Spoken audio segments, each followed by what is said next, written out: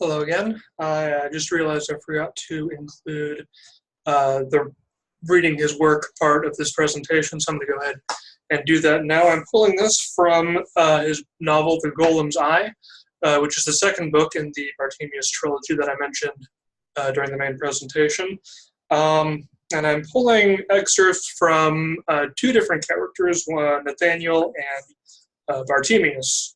And I picked these two, one, because I really like the descriptions, and two, because it shows the contrast between these two characters that are forced to work together. So the first one is from Nathaniel.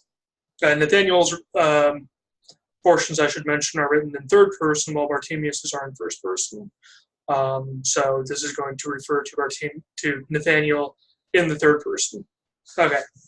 The boy had been in central London on business. Now he was returning to Westminster on foot. He walked at an easy pace, for though it was still early morning, it was already warm, and he could feel the sweat beating beneath his collar.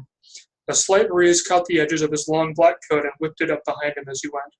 He was aware of the effect, which pleased him. Darkly impressive it was.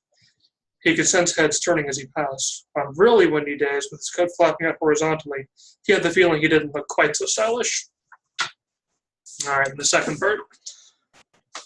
I regarded him bleakly in my turn. His face still had the old pale and hungry look, or at least the bit I could see did, since half of it was curtained by a veritable mane of hair. I swear he hadn't been within a mile of a pair of scissors since I'd last set eyes on him.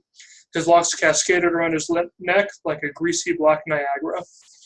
As for the rest, he was less weedy than before, true, but he hadn't gotten so much bulkier as had been clumsily stretched.